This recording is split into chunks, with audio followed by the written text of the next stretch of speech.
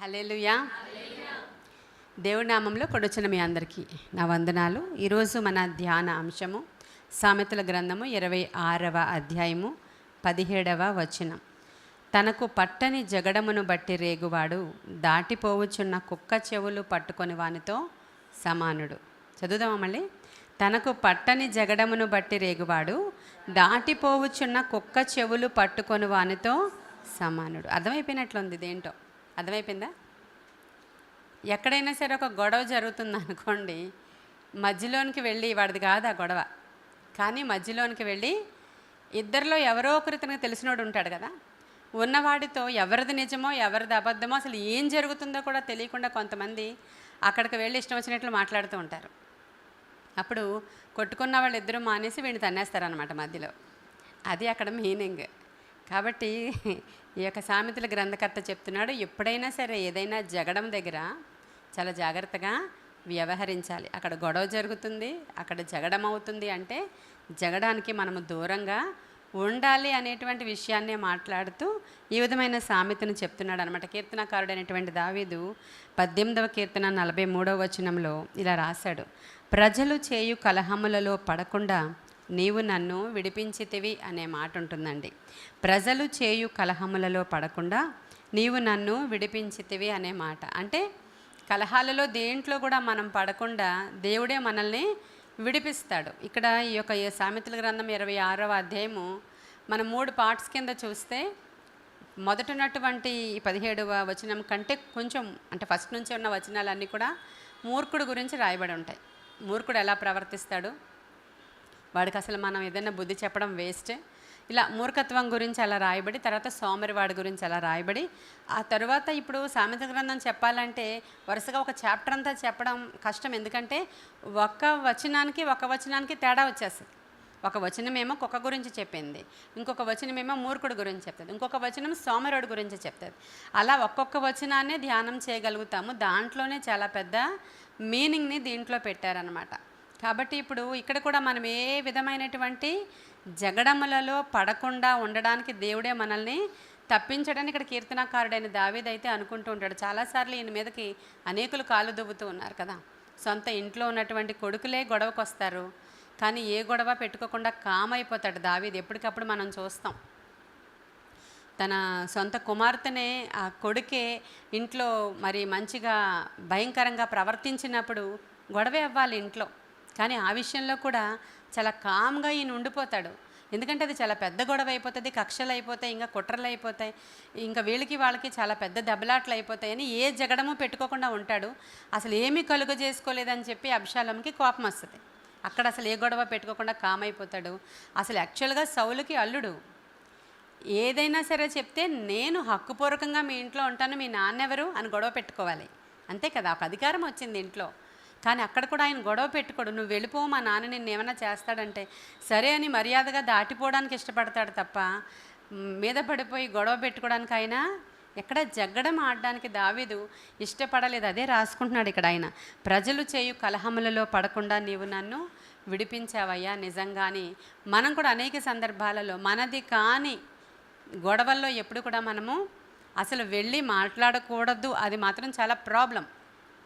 అది అంత ప్రాబ్లం అని చెప్తున్నాడంటే, ఒక కుక్కని ప్రక్క నుంచి పరిగెత్తి వెళ్ళిపోతుంటే దాని 2 చెవులు గట్టిగా పట్టుకుని నువ్వు లాగేవనుకో ఏం చేస్తుంది? అది వెనక్కి తిరిగి కరిచేస్తుంది నిన్ను, అంతే కదా. అది వెళ్ళిపోతుంది. అది వెళ్ళిపోతున్నప్పుడు దాని చెవులు పట్టుకుని నువ్వు లాగితే వెనక్కి తిరిగి నిన్ను గట్టిగా కరిచేస్తుంది.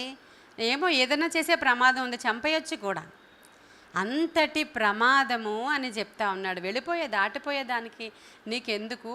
చేతనైతే ఎప్పుడైనా సరే మీరు సమాధానపరచడానికి ప్రయత్నం చేయాలి తప్ప ఆ జగడములోనికి వెళ్ళడానికి ఎప్పుడు కూడా మీరు ప్రయత్నం చెయ్యొద్దు. ఆ జగడము దగ్గరికి మీరు వెళ్ళొద్దు. అసలు ఏమంటారు దానికి, పట్టని జగడము దగ్గరికి అసలు నువ్వు వెళ్ళొద్దు అనేటువంటి మాట ఈ యొక్క సామెతల గ్రంథకర్త చెప్తున్నాడు. ఇక్కడ చాలా పెద్ద ప్రమాదం ఉందని. ఈ సామెతలు చాలా బాగుంటాయి. మా ఊరిలో గోదావరి కదా, మా రాజమండ్రి కదా మాది. గోదావరి గురించిన సామెతలు కొంచెం అలా మరి అందరిళ్ళల్లో ఉంటాయి లేవో తెలియదు. నాకు ఒక సామెత తెలుసు, మా మమ్మీ అన్నమాట. నిన్ను నమ్ముకుంటే కుక్క తోకను పట్టుకుని గోదావరి ఈదినట్లే అంటారనమాట. ఈ మాట అంటారు, నిన్ను నమ్ముకుంటే కుక్కతోక పట్టుకుని గోదావరి ఈదినట్లే అంటారు. అది నేను మా ఊర్లో వినొచ్చాను. ఎప్పుడు ఏ సందర్భంలో వాడాలో మరి దేనికి వాడాలో తెలియక నేనేం చేశానంటే, టైలర్ నాకు బట్టలు 2 నెలలు ఇవ్వలేదు. ఇవ్వకపోతే నా ఫంక్షన్స్ అన్నీ అయిపోయినాయి. అయినా సరే ఇవ్వలేదు. అప్పుడు పట్టుకుని వచ్చాడు ఆయన. మిమ్మల్ని నమ్ముకుంటే కుక్కతోక పట్టుకుని గోదావరి ఈదినట్లే అన్నాను నేను. పెద్దాయన అనమాట, ముసలాయన. ఆ తర్వాత మన లతతో, వదిన గారు నన్ను ఎంత మాట అన్నారో తెలుసా అమ్మ, నన్ను కుక్క అన్నారు. అంత మాట అనేసరి కొంచెం పెద్దోడిని చూసుకోకుండా నన్ను కుక్క అన్నారు వదిన గారు. పోన్లేండి, ఇంకా ఎప్పటి నుంచో నాకు అలవాటు కాబట్టి ఇంకా అలా సహించుకుని వచ్చాను అన్నాడట. నేను అది సామెత చెప్పాను, మిమ్మల్ని నమ్ముకుంటే ఈదినట్లే వేరేది వేసుకొని వెళ్ళాల్సి వచ్చింది అని చెప్పాను అనమాట. సామెత ఇది ఇది ఇది నాకు చదివినప్పుడు నాకు అదే గుర్తొచ్చింది. ఇది మీతో చెప్పాలనుకున్నాను నేను. ఇది చదువుతూ ఉంటే నేను కూడా ఇలాగే కదా మాట అంటే, ఆ టైలర్ గారు అంతా చాలా కష్టపడిపోయాడు ఆయన. నేను కుక్క అనలేదు, సామెత చెప్పాను. మామూలు అయ్యాడులేండి అర్థం చెప్పాక, కానీ అంత బాధపడిపోయాడంట ఆయన. కాబట్టి ఈయన కూడా మనకు అదే చెప్తున్నాడు. ఇప్పుడు కుక్క చెవులు మేమెందుకు పట్టుకుంటామండి, మనకేం పని లేదు, ఎటు వెళ్ళిపోతున్న కుక్కను పట్టుకోవడానికి అని అనుకోవడానికి లేదు. మనం ఖచ్చితంగా ఇలాంటి కలహాలలో మనము కలుగ చేసుకోకూడదు అని చెప్తున్నాడు. దావీదే ఎలా ఎన్ని చోట్ల నుంచి అవకాశం ఉండి, అధికారం ఉండి కూడా ఆయన ఎలా కలుగ చేసుకోలేదో జ్ఞాపకం తెచ్చుకుంటే, ఇంకా షిమి అనేవాడు గొడవ పెట్టుకోవడానికి వచ్చాడు ఆ రోజు. వెళ్ళిపోతున్నప్పుడు ఇక్కడ ఏదైనా గొడవ జరుగుతూ ఉంటే ఆ గొడవ మళ్ళీ ఈయన కలుగ చేసుకుంటే ఈ లోపల పెద్ద గొడవలు అయిపోతాయి అక్కడ. అలా షిమి అనేవాడు తవ్వాడు, కానీ అసలు ఏం గొడవ పెట్టుకోలేదు. కామ్గా మనము వెళ్ళిపోదామని వెళ్ళిపోయాడు. సౌలు దగ్గర వెళ్ళిపోయాడు, అభిషాలోము దగ్గర వెళ్ళిపోయాడు అని ప్రతి చోట కూడా ఆయన ఏ జగడములోనికి వెళ్లకుండా, తనది కానీ ఏ విషయంలో కూడా, అంటే అక్కడ జగడం ఆడేటువంటి సిట్యుయేషన్ వచ్చినా కూడా గొడవ పెట్టుకోకుండా వెళ్ళిపోయాడు అని ఈ యొక్క సామెతల గ్రంథకర్త చెప్తున్నాడు. ఇలాంటి ఇన్సిడెంట్ ఒకటి బైబిల్ గ్రంథంలో చూసి ఈ వచనాన్ని మనం ముగించుకుందాం. ఆహాబు రాజు ఉన్నాడు. ఈ ఆహాబు రాజు మంచివాడే, ఇజ్రాయేలు రాజే, కానీ ఈ యొక్క యెజబెలును చేసుకోవడం ద్వారా భయంకరమైనటువంటి విగ్రహారాధన కంట్రీలోనికి తెచ్చేశాడు. విగ్రహారాధనకి సంబంధించిన అనేక మంది ప్రవక్తలనే తెచ్చేశాడు. ఇంకా చాలా భయంకరమైనటువంటి ప్రజలు చెడిపోయిన స్థితిలోనికి వెళ్ళిపోయారు. ఇలాంటి సిట్యుయేషన్లో యెహోషాపాతు చాలా మంచి రాజు కదా, మనందరికీ తెలుసు. తన తండ్రి అయినటువంటి ఆస ఆచరించిన విధానాల కంటే ఇంకా మంచి విధానాలను తీసుకొచ్చి ధర్మశాస్త్రాన్ని చదవడంలో, పాటించడంలో, అసలు ఉన్నత స్థలాల దగ్గర దేవుని యొక్క మందిరాల విషయాల్లో కలుగజేసుకోవడంలో, అసలు ఆ దేశంలో అన్ని విషయాలలో యెహోషాపాతు చాలా చక్కగా రూలింగ్ చేసుకుని వెళ్తున్నాడు. దావీదు తర్వాత దావీదు లాంటి కింగ్ ఎవరైనా ఉన్నారని మీరు చెప్పాలి అనుకుంటే యెహోషాపాతే. ఆయన ప్రార్థన చేస్తే దేవుడే వచ్చి యుద్ధం చేసి ఒక పాటతో యుద్ధాన్ని జయింపచేశాడు. అంతటి దేవునికి ఆయనకి సంబంధం ఉన్నటువంటి ఈయన ప్రార్థన అంతటి గొప్పది యెహోషాపాతు ప్రార్థన. ఇంత ప్రార్థన చేసేవాడు ఎక్కడ పడిపోయాడు అని అంటే, ఈయన కొడుకుని ఆహాబు యొక్క కుమార్తెకిచ్చి పెండ్లి చేశాడు. ఎంత పొరపాటండి అది. ఎందుకంటే వాళ్ళ విగ్రహారాధికులుగా ఉన్నారు వాళ్ళు. యెజబెల్ చాలా భయంకరమైనటువంటి స్త్రీ. సరే, యెజబెల్ని ఎవరు చూడమన్నారు? మన ఎవరిని? ఆహాబుని చూద్దాం, ఈయన ఇజ్రాయేల్ కింగ్, ఈయన మంచి ఆయనే అనుకుని అలా పడిపోయాడు ఆయన. ఆ బంధుత్వంలో పడిపోయాడు ఆయన. వివాహం జరిగిపోయిన తర్వాత ఇంకా చాలా పెద్ద ఏమంటారు ఫీస్ట్ చేశాడు. ఎవరు? ఆహాబు. అనేక గొర్రెలు, చాలా పెద్ద ఫంక్షన్ జరిగింది అక్కడ. ఆ ఫంక్షన్లో ఇంక ఇద్దరికి బంధుత్వం చాలా ఎక్కువైపోయింది. ఇంకా ఏం తాగేశారో ఏం తినేశారో తెలియదు, కానీ బంధుత్వం ఎక్కువైపోయి ఇద్దరు మాట్లాడేసుకొని ఇంకా ఫ్రెండ్షిప్ ఎక్కువైపోయింది వాళ్ళిద్దరికి. ఎప్పుడైనా సరే మనం కూడా అందరితో సమానంగా మంచిగా ఉండడం మంచిదే. పక్కింటి వాళ్ళతో, ఎదిరింటి వాళ్ళతో, వెనకింటి వాళ్ళతో, నీ బంధువులే రక్షించబడలేని వాళ్ళతో సమాధానముగా ఉండటం మంచిదే, కానీ అతి ఫ్రెండ్షిప్ మంచిది కాదు. ఇది ఎప్పుడైనా సరే మీరు అందరూ జ్ఞాపకం చేసుకోవాలి. మీరు మాకు ఇప్పుడు ఎప్పటి నుంచో తెలుసండి, బాగా ఫ్రెండ్ అండి అని అనురాల్ని నా దగ్గర తీసుకొచ్చి మీరు చూపించారనుకోండి, మీ భక్తిని నేను ఎస్టిమేషన్ వేసేయచ్చు. మీరు ఎవరితో స్పెండ్ చేస్తున్నారో ఎక్కువ సమయం, మీకు ఎలాగా అతి ప్రాముఖ్యమైన వాళ్ళు అవుతారు? మీ ఇద్దరు హృదయాలు ఒకటి కలిస్తేనే కదా మీ ఫ్రెండ్షిప్ కుదురుతుంది, అంతే కదా. మన ఫ్రెండ్కి ఇద్దరికి ఒకే ఆలోచనలు ఉంటే ఇద్దరం కలిసి ఒక చోటకు వెళతాం. మన ఇద్దరికి ఒకే ఆలోచనలు ఉంటే ఒకే ఏదైనా చూడడానికి ఇష్టపడతాం. లేదంటే ఒకేలాగా ఆలోచన అలా లేనప్పుడు బాగా మంచి స్నేహితురాళ్ళు ఎలా అవుతారు? ఉండుంటారు మనకి ముందు లోకంలో మనం ఉన్నప్పుడు. తర్వాత నెమ్మదిగా మన సహవాసం అయితే క్రీస్తుతోనూ ఆయన సంబంధులతోనూ అన్నట్లుగా మన సహవాసం ఉదయం నుంచి ఇప్పటి వరకు ఇక్కడే ఉంటే ఇంక మనకు ఫ్రెండ్షిప్ చేసే టైం ఏది? మీరు చెప్తారనమాట, ముందంటే ఖాళీగా ఉండేదాన్ని, ఇప్పుడైతే మాకు లేదండి, డే అంతా ప్రేయర్స్ మాకు అవ్వదు. సరే సరే బాగున్నారా, దేవునికి స్తోత్రం అండి, మీ గురించి మేము ప్రార్థన చేస్తామని మనం పెట్టేస్తాం. ఇలాగ మనం అలాగుండాలి. మన బంధుత్వాలు అయితే బంధువులు ఉంటారు, వాళ్ళకి మంచి యోగక్షేమాలు మనం మాట్లాడతాం, కానీ డీప్ ఫ్రెండ్షిప్, రిలేషన్షిప్, వివాహాలు వాళ్ళ అమ్మాయిని మన అమ్మాయిని కలిసి చేసేసుకుందామనే రిలేషన్స్ ఇవన్నీ కూడా అసలు కూడదని బైబిల్ సెలవిస్తుంది. కానీ వాళ్ళ కోసం మంచి ఆలోచించాలి. మామూలుగా మనం మాట్లాడవచ్చు, కానీ అతిగా ఇదిగో ఇలా కలుగ చేసుకోకూడదు. ఇప్పుడు అతిగా ఈయన కలిసిపడి ఈ విషయం దేవునికి కోపం వచ్చింది అని రాయబడి ఉంది. అక్కడ దేవునికి కోపం వచ్చింది అని రాయబడి ఉంది. నేను వచ్చింది కాబట్టి నేను మీకు చెప్తున్నా, వాక్యంలో ఉంది కాబట్టి నేను చెప్తున్నాను. దేవునికి కోపం వచ్చింది. ఏం చేస్తాడు ఆయన? చూస్తాడు కొన్ని రోజులు ఏం చేస్తారా వీళ్ళిద్దరు కలిసి అని. ఈ ఫ్రెండ్షిప్, పార్టీలు, ఫంక్షన్లు, కోసుకోవడాలు, తిండాలు. ఈ ఫ్రెండ్షిప్లో ఏం చేశాడు ఆహాబ్ అన్నాడంటే, రామోద్గిలాత్ మీదకి యుద్ధానికి వెళ్ళాలి కదా, వాళ్ళు వస్తున్నారు, దండు వస్తున్నారు, నాకు హెల్ప్ చేస్తావా అంటే, ఎంతవారే భలే మాటే. మరి అంతేనా? ఫ్రెండ్షిప్ కొద్దీ మాటలు మాట్లాడాలి, లేకపోతే అవ్వదు. ఎంతవారు భలే మాటే, నేను వస్తాను, తప్పకుండా మీతో పాటు యుద్ధానికి వస్తాను. తనది కాని జగడానికి వెళుతున్నాడు. మీకు ఇప్పుడు ఇదే కదా మనం మాట్లాడుకుంటున్నాం, తనదా యుద్ధం. ఆయన మీదకి 3 రాజులు వచ్చినప్పుడేమో ఏ మనుషుడు సహాయము తీసుకోలేదు ఆయన. ఏ రాజు దగ్గరికి సహాయానికైనా వెళ్ళలేదు. ఏ మనుషుడు నాకంటే, నా సైన్యము కంటే గొప్పవాడని ఎంచలేదు. లెటర్ పట్టుకుని వెళ్ళి దేవుని మందిరావరణలో కూర్చొని కన్నీరు విడిచి సాగిలపడి రోదిస్తే ఆయన అన్నాడు, ఎందుకు నువ్వు ఏడుస్తావు? నువ్వులే, రేపటి దినాన్ని నువ్వు పాటలు పాడే వాళ్ళందరినీ కూడా సిద్ధపరచుకో. గాయకులు పాటలు పాడుతూ ఉన్నప్పుడు వెనకాల యుద్ధ వీరులందరూ నిలవబడమను, నేనేం చేస్తానో అదే చేస్తాను అన్నాడు. హల్లెలూయా. అంతటి జ్ఞానము, దేవునితో సంబంధము కలిగి మాట్లాడితే దేవుని గైడెన్స్ తీసుకుంటాడు యెహోషాపాతు. మీరు దినవృత్తాంతాల గ్రంథం 2వ దినవృత్తాంతాలు 18, 19, 20 అధ్యాయాలు మీరు చదివితే యెహోషాపాతు మాట్లాడితే దేవుడు సెలవు తీసుకుంటాడు. ఇక్కడ కూడా పాపం దేవుడు సెలవు తీసుకుందామని చెప్పాడు. ఆహాబుతో ఏమన్నాడంటే, ఓకే వస్తాను, కానీ ఒక్కసారి ఇక్కడ ఎవరైనా ప్రవక్తలు ఉన్నారా అని అడిగాడు.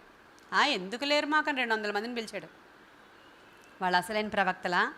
వాళ్ళందరూ యెహోవా నామం పేరట అబద్ధాలు మాట్లాడుతున్నారంట. వాళ్ళు వచ్చారంట. వాళ్ళు వచ్చి ఏమని చెప్తున్నారంటే, నీవు శూరుడివి, నీవు వీరుడివి, నీకు అసాధ్యమంటే వెళ్ళు రాజా అన్నారట. అంటే డప్పు బ్యాచ్ అనమాట. వెనకాల డబ్బా కొడతారు కదా, ఆ బ్యాచ్ వాళ్ళందరూ.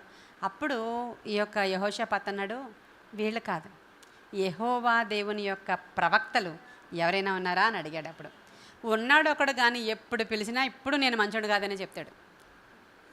ఉన్నాడు ఒకడు, నేను ఎప్పుడు పిలిచినా నువ్వు మంచోడు కాదు, నీకు ఇది జరుగుతుంది, నీకు అది జరుగుతుంది అని చెప్తాడు. అందుకే నాకు వాడంటే చాలా కోపం, వద్దు అన్నాడు. అయ్యో అలా నాకు పిలువు అన్నాడు. అప్పుడు పిలిచినప్పుడు దేవుని యొక్క ప్రవక్త వచ్చాడు. చూద్దామా ఎక్కడుందో. 2వ దినవృత్తాంతాల గ్రంథము 18వ అధ్యాయం 11వ వచనం. ప్రవక్తలందరూ ఆ ప్రకారముగానే ప్రవచించుచు యెహోవా రామోద్గిలాదు రాజు చేతికి అప్పగించునని దాని మీదకి పోయి జయమొందుదుము అని అనిరి. మికాయాను పిలుచుటకు పోయిన దూత అతన్ని కనుగొని, ప్రవక్తలు రాజు విషయమై ఏకముఖముగా మేలనే పలుకుచున్నారు, దయచేసి నీ మాటను వారి మాటకు అనుకూలపరిచి మేలునే ప్రవచించమని చెప్పారంట. ఈయన తీసుకొచ్చేటప్పటికి ఇంకొక కాషన్ ఇచ్చారు. నువ్వు అసలు ఎలా ఉందో అలా చెప్పేస్తావు, మొహమాటం లేనివాడివి, ఏ పేరు పెడితే ఆ పేరు చెప్పేస్తావు ఆదివారం ఆరాధనలో. ఏమని చెప్పాలంటే, అందరూ ఏం చెప్పారో నువ్వు అలాగే ఉండాలి. వాళ్ళందరూ రాజుకి జయం కలుగుతుంది, రాజు మంచిగా వెళ్ళొస్తాడు, రాజుకు మేలు కలుగుతుంది అంటున్నారు. బాబు నువ్వు కూడా అలా చెప్పు. కొంచెమంది వెళ్ళినవాడు చెప్పాడు. అక్కడ చెప్పినప్పుడు మికాయా, యెహోవా జీవముతోడు నా దేవుడు సెలవిచ్చినదేదో దానినే ప్రవచింతునని చెప్పాను. అతడు రాజునొద్దకు రాగా రాజు అతన్ని చూచి, మికాయా, యుద్ధమునకు రామోద్గిలాదునకు మేము పోదుమా మానుదుమా అని అడుగగా, అతడు పోయి జయించుడి, వారు మీ చేతికి అప్పగింపబడుదురని. అంటే వాళ్ళు ఏం చెప్పమన్నారో అదే చెప్పాడు. వెళ్ళండి, వెళితే మీ చేతికి వాళ్ళు వస్తారు అనగానే అర్థమైపోయింది దీన్ని వెటకారంగా చెప్తున్నాడని. అప్పుడు రాజు, యెహోవా నామమును బట్టి అబద్ధము కాక సత్యమే పలుకుమని నేను ఎన్నిమారులు నీ చేత ఒట్టు పెట్టించుకొందునని అతనితో అనగా, అతడు కాపరిలేని గొర్రెల వలనే ఇశ్రాయేలు వారందరూ పర్వతముల మీద చెదిరిపోవట చూచితిని, వీరికి యజమానుడు లేడనియు వీరిలో ప్రతివాడు తన ఇంటికి సమాధానంగా పోవలననియు యెహోవా సెలవిచ్చుచున్నాడనెను. అంటే యుద్ధానికి వెళ్ళొద్దనే, నువ్వు వెళితే పోతావు, తర్వాత జనులందరూ కూడా కాపర్లేని గొర్రెల్లాగా అయిపోతారని చాలా క్లియర్గా అతను ముందు అబద్ధం చెప్పాడు. చూసారా, అలా కావాలని చెప్పాడు. మరి చెప్పించుకుంటారు కదా ఈ రోజుల్లో. ఎవరో ప్రార్థన చేశారు ఇందాక, దురద చెవులు గలవాళ్ళు. ఇందాక ఎలిజబెత్ గారు చేసిన దురద జేబులు కలవాళ్ళగా ఎక్కువ మంది ఉన్నారయ్యా, వాటి కోసమే అలాంటి బోధలే కావాలని కోరుకుంటున్నారని. అలా 28వ వచనం దగ్గరికి వచ్చేయండి. అంతటా ఇజ్రాయేలు రాజును యూదా రాజైన యెహోషాపాతును రామోత్గిలాదు మీదకి పోయిరి. ఇప్పుడు ఇవన్నీ కూడా మాట్లాడేసుకున్నారు, చెప్పించేసుకున్నారు, ఒక్కొక్కరు ఒక్కొక్కలా చెప్పారు. ఇంక వీళ్ళిద్దరు కూడా దీన్ని అన్ని విడిచిపెట్టి ఏం చేశారు, వీళ్ళిద్దరూ జగడం చేసుకోవడానికి వెళ్ళిపోయారు, యుద్ధానికి బయలుదేరి వెళ్ళిపోయారు. వెళ్ళేటప్పుడు వీడెంత అంటే ఆహాబు మరి అవును దయ్యాలతో ఉంటే దయ్యాలుడే అయిపోతాడు కదా, 24 గంటలు సహవాసం, తన భార్య ఎలాంటిది ఆవిడతో సహవాసం కదా. ఏం చెప్తున్నాడంటే భయం వేసింది. ఇప్పుడు ఒకరేమో చచ్చిపోతావన్నాడు, ఒకడేమో బ్రతుకుతావన్నాడు. ఇప్పుడు ఎలా అని భయం వేసి, ఇదివరకు రోజుల్లో యుద్ధానికి వెళ్ళాలంటే రాజుల డ్రెస్సుల్లోనే ఉంటారు. మరి వీళ్ళందరూ సోల్జర్స్ డ్రెస్సులో వేరేగా ఉంటారు. అంటే ఇప్పుడు ఈ రాజ్యానికి సంబంధించిన వాళ్ళు ఎర్ర డ్రెస్ వేసుకుంటే ఆ రాజ్యానికి సంబంధించిన వాళ్ళు గ్రీన్ డ్రెస్ వేసుకుంటారు అనమాట. ఇంకొక రాజ్యానికి సంబంధించిన వాళ్ళు జెండా డ్రెస్ వాళ్ళు వేసుకొని వస్తారు. ఇప్పుడు ఏ రాజ్యానికి సంబంధించిన వాళ్ళు ఎవరనేది క్లియర్గా అక్కడ తెలిసిపోద్ది. అందుకని ఏం చెప్పాడంటే, నేను అక్కడికి వచ్చినప్పుడు నాకు ప్రమాదం ఉంది కాబట్టి నేను మారువేషంలో సైన్యంలో ఉంటాను, నువ్వు రాజులాగా రాజు రథం మీద ఉండి వస్తావా అని అడిగాడు యెహోషాపాతుని. చూడండి ఒకసారి. అలాగే దాందే ఉంది, నేను రాజులాగే వస్తానని ఈయన రాజుగారిలాగే అదే రథం మీద వీళ్ళ తరఫున బయలుదేరి వెళ్ళాడు. ఎంత ప్రమాదం అండి. తనది కాని జగడం దగ్గరికి వెళుతూ అన్నీ కోల్పోయాడు ఈయన. ఇంకా తనది కాని స్నేహము చేస్తూ అన్నీ కోల్పోయాడు ఈయన. ఇక అసలు ఏ జ్ఞానం అసలు పనిచేయట్లేదు ఈ ఫ్రెండ్షిప్లో, ప్రేమలో ఇంక ఏ జ్ఞానము పనిచేయట్లేదు. ఎంత అదేంటి నన్ను రాజు ప్లేస్లో వెళ్ళమంటున్నాడు, ఈయన అక్కడ వెనకాల ఉంటానన్నాడు, ఎంత ప్రమాదం అని ఆలోచించట్లేదు ఆయన. సరే అని చెప్పి రథం మీద ఈయన రాజుగారిలాగే రాజుగారి డ్రెస్సింగ్లోనే ఈయన ఎదరు వెళ్ళిపోతున్నారు. వీడేమో సోల్జర్స్ లాగా వెనకాల సైనికుడు మారు వేషము వేసుకొని ఆహాబా సైన్యంలో ఉన్నాడు. వాళ్ళకు వచ్చినటువంటి అనౌన్స్మెంట్ ఏంటంటే, శత్రువులకి మనకి సైన్యంతో పని లేదు, డైరెక్ట్ అటాక్ రాజు మీద చేద్దాము, రాజుని చంపేద్దాం, అది అయిపోతే మనకు అయిపోద్ది, సోల్జర్స్ మీదకి వెళ్ళకండి అని వాళ్ళ యొక్క సైన్యంలో వాళ్ళు చెప్పుకున్నారండి. చూడండి ఒకసారి ఎలా ఉందో. ఇలా బయలుదేరి వెళ్ళినప్పుడు ఇంకా అక్కడ నుంచి రాజు మీద అటాక్ చేయడానికి వాళ్ళు వస్తున్నప్పుడు దేవుని యొక్క మహాకృప మరలా ప్రార్థన చేసుకున్నాడు ఈయన. అయ్యా ఒకసారి మళ్ళీ నన్ను జ్ఞాపకం చేసుకో అని ఆయనకు ఉన్నటువంటి ఆ చేతి విద్య ద్వారా, దేవుని కృప ద్వారా, ఆ మాట కనబడింది ఎక్కడైనా మీకు? 31 చూడండి.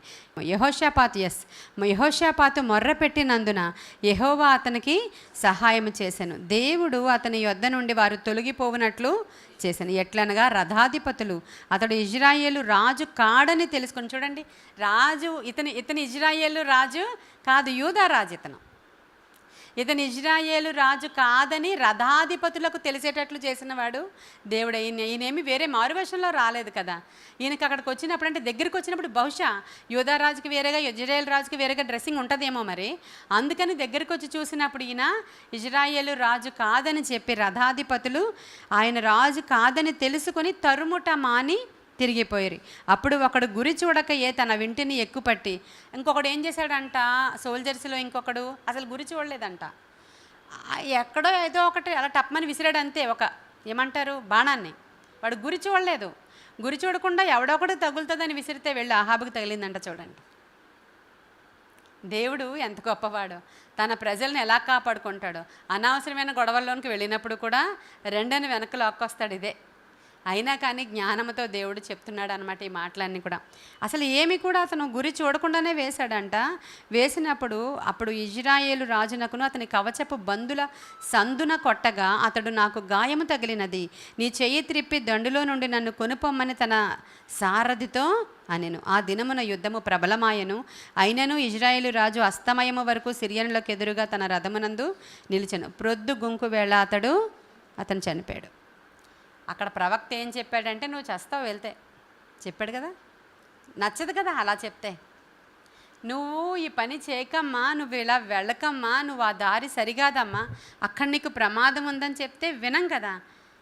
నేను ఇంకో పాస్టర్ దగ్గరికి వెళ్తా, నేను ఇంకో పాస్టర్ అమ్మగారు నాకు మంచి చెప్తారు, ఇంకో పాస్టర్ దగ్గరికి వెళ్ళినప్పుడు నీది ఇద్దరం పెళ్లి చేసుకోవడం మంచిదే అని చెప్పారు ఆ పాస్టర్ గారు అని చెప్తూ ఉంటారు. ఇలా ఇంకో పాస్టర్ గారు ఇక్కడ ఇల్లు కట్టుకోవడం మంచిదే అని చెప్పారు. సరే అయితే ఆ పాస్టర్ గారు చెప్పారు కాబట్టి మీరు అక్కడే కట్టుకోండి. నేను చెప్పాను అక్కడ మీరు కొనుక్కోవద్దు, అదేదో షాపుల స్థలంగా కనబడుతుంది, మీకు మందిరం అవ్వదమ్మా, ఆ ఇంట్లో ఇది మీరు కొనుక్కోవద్దు అన్నాను నేను.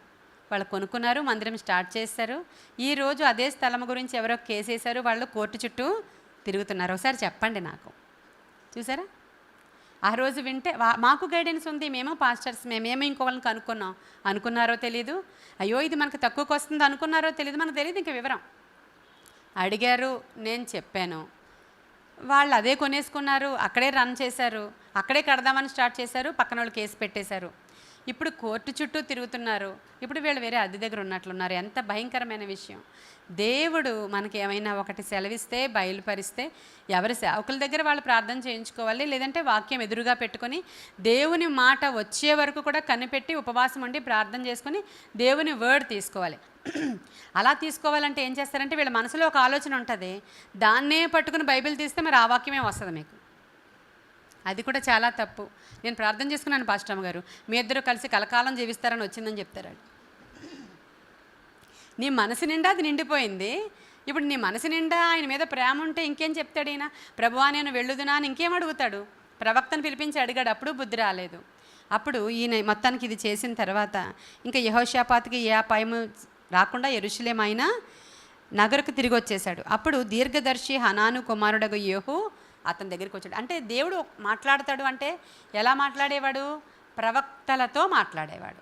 ఇప్పుడు మీతో మాట్లాడుతున్నాడు, ఈరోజు మాట్లాడుతున్నాడు ఆయన. ఇక్కడ కూర్చున్న మీతో, యూట్యూబ్ ద్వారా వింటున్న వాళ్ళతో ఈరోజు డైరెక్ట్ మాట్లాడుతున్నాడు. అలాగే అంటే ఆయనతో డైరెక్ట్గానే మాట్లాడడానికి అక్కడ ప్రవక్తలు వచ్చేవారు. ఆ రోజు పాస్టర్స్ వాళ్ళకు ఉండరు కాబట్టి, మనలాగా మరి గ్యాదరింగ్ లేదు కాబట్టి, వాళ్ళకి మందిరాలు లేవు కాబట్టి ఇలా మాట్లాడతారు. మనకి రోజు గ్యాదరింగ్ ఉంది, ప్రభు రోజు మనతో ఇలా మాట్లాడతారు. ఇప్పుడు ఒక ప్రవక్త వచ్చారు, ఆయన పేరు ఎవరంటే యెహూ అతని పేరు. ఆ యెహూ ఎదుర్కొనబోయి రాజైన యెహోషాపాతుకి ఇలా చెప్పాడు, నీవు భక్తిహీనులకు సహాయం చేసి యెహోవా శత్రువులకు స్నేహితుడవైతివి కదా. చూసారండి, నేను ఇందాక చెప్పిన మాట ఉందా? ఇది నా మాట మరి దేవుడి మాట? దేవుడు చెప్తున్నాడు, నీవు భక్తిహీనులకు సహాయం చేసి యెహోవా శత్రువులకు స్నేహితుడు వైతువు కదా, అందువలన యెహోవా సన్నిధి నుండి కోపము నీ మీదకి వచ్చును. అయితే దేశములో నుండి నీవు దేవతా స్తంభములను తీసివేసి దేవుని యొద్ద విచారణ చేయుటకు నీవు మనస్సు నిలుపుకొని ఉన్నావు, నీ యందు మంచి క్రియలు కనబడుతున్నాయి. అంటే ఆయన మీద కోపం వచ్చింది దేవుడికి, కానీ చేసిన కొన్ని మంచి క్రియలు కూడా మళ్ళీ అది కూడా జ్ఞాపకం చేసుకుంటున్నాడు అంట దేవుడు. ఇందాకే చెప్పాను, ఈ రెండు విషయాలు మాట్లాడాను మీతో. నేను ఇన్ని మంచి పనులు చేశాడు కాబట్టి ఆ కుక్క చెవులు పట్టుకుని వెళ్ళిపోతున్నా, కుక్క కరవకుండా చంపకుండా దేవుడు ఆపి ఈయన విషయంలో దేవుడు కృప చూపించాడు. హల్లెలూయా. మరి ఈరోజు మనం దీని ద్వారా ఏం నేర్చుకుంటున్నామో మీరేం నేర్చుకుంటారో అది నేర్చుకుంటారు అంతే. మనది కాని దాంట్లోనికి మనం వెళ్ళొద్దు. మనకు దేవునికి సంబంధించినటువంటిది కాకుండా భక్తిహీనులతో అధికమైన సహవాసము చేయకూడదు అంతే, బైబిల్ చెప్తుంది. అలానే మరి వాళ్ళని ఎలా మారుస్తామండి? రోజు వెళ్ళి వాళ్ళ ఇంట్లో తినకపోతే, వాళ్ళు ఇచ్చింది మేము త్రాగకపోతే, మేము ఇచ్చిన కూర వాళ్ళు తీసుకోకపోతే, వాళ్ళు సినిమాకి రమ్మంటే వెళ్ళకపోతే, వాళ్ళు బార్కి రమ్మంటే వెళ్ళకపోతే మేము ఎప్పుడు మారుస్తామంటుంటారు. ఇలా వెళితే కదా ఫ్రెండ్షిప్ పెరుగుతుంది, అప్పుడు మార్చొచ్చని రోజు ఆవిడ దగ్గరికి వెళ్ళాను అంటారు ఒక ఆయన. అలా వెళ్ళొచ్చా? ఆవిడ మారుద్దామని వెళ్ళారంట ఒక ఆయన. అది తప్పు, అది తప్పు. అన్యులతో నీకు సహవాసం ఏంటి?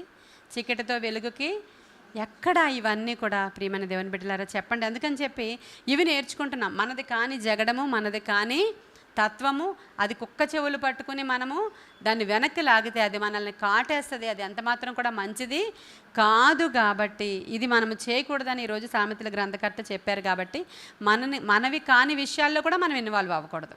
గాడిద పని గాడిదే చేయాలంటారు, కుక్క పని కుక్కే చేయాలంటారు. అది కూడా కథలు. ఇవన్నీ చెప్తే మళ్ళీ కథలు చెప్తున్నారు పాస్టమ్మ గారు అంటారు. మనం కథలు చెప్పుకోవద్దు, ఎవరి పని వాళ్ళే చేయాలి. మనం విశ్వాసులం అధికంగా ప్రార్థన చేయాలి, దేవునికి విజ్ఞాపన చేయాలి, సహవాసం చేయాలి. మనం నిన్న చెప్పుకున్నాం, మొన్న చెప్పుకున్నాం, ఎలాగైతే మనం నీతిమంతులుగా ఉండాలో ఈ చిన్న చిన్న కార్యాలు దేవుడు చేయమని చెప్పాడో అవి చేసుకోవాలి. మనం ఇంకొకరిని చూసి కాదు, కానీ దేవుని వాక్యాన్ని చూసి మనము మన నడక ఉండాలనేది ఈ మాటల ద్వారా నేర్చుకుంటున్నాం. కొన్ని మాటలు దేవుడు మన వెనుకిడిలో దీవించునుగాక. ఆమేన్. ప్రార్థన చేసుకుందాం. మహాపరిశుద్ధుడైన తండ్రి, మహోన్నతుడైన దేవానికి వందనాలు ప్రభువ. మా మధ్యలో నిశ్చయముగా మీరు ఉన్నందుకు వందనాలు ప్రభువ. సామెతల గ్రంథంలో ఒక్క నాయన వచనాన్ని మేము ధ్యానం చేయడానికి మీరు మాకు ఇచ్చిన కృపను బట్టి వందనాలు. నిజమే, మాది కాని దాని దగ్గరికి మేము వెళ్ళి ఇన్వాల్వ్ అవ్వకుండా, అనవసరమైన కలహాలలో మేము దూరకుండా, దావీదుకి ఏ జ్ఞానం మీరు ఇచ్చారో అటువంటి జ్ఞానము మేము కలిగి ఉండడానికి సహాయం చేయండి. ఇప్పటికే మేము అటువంటి వాటిల్లో ఇన్వాల్వ్ అయ్యి ఒకవేళ లేనిపోని సమస్యలు మా జీవితాల్లోనికి తెచ్చుకున్నట్లయితే వాటి నుంచి యెహోషాపాతుని ఎలా విడిపించావో ఈరోజు మమ్మల్ని కూడా విడిపించిన ఆయన. యేసు నామములో అటువంటి వారి అందరూ ఈ వాక్యం చూస్తున్నారో వారు కూడా యేసు నామములో విడిపించబడదురుగాక. దేవా, ఒకరి దగ్గరికి వెళ్ళి సహాయం చేసి ఇరుక్కుపోయిన వాళ్ళు, ఇబ్బందుల్లో ఉన్నవాళ్ళు, షూరిటీలు పెట్టి నైనా భయంకరమైన బంధకాల్లో ఉన్నవారు యేసు నామములో విడిపించబడదురుగాక. వారి జీవితంలో ఉన్న ప్రతి విధమైన బంధకాలు ఈరోజు తెగిపోవునుగాక. యెహోషాపాతును కనికరించిన అదే దేవుడవు దేవా, వారిలో ఉన్న నీకు నచ్చిన మంచి గుణాన్ని బట్టి ఒక్కసారి వాళ్ళని ఎక్స్క్యూజ్ చేయమని, కనికరించమని, విడిపించమని, మేమైతే జ్ఞానము కలిగి ప్రవర్తించడానికి అవసరమైన కృప మాకిచ్చినందుకు వందనాలు, స్తోత్రాలు తెలియచేసుకుంటూ యేసయ్య నామములో అడుగుచున్నాము తండ్రి. God bless you.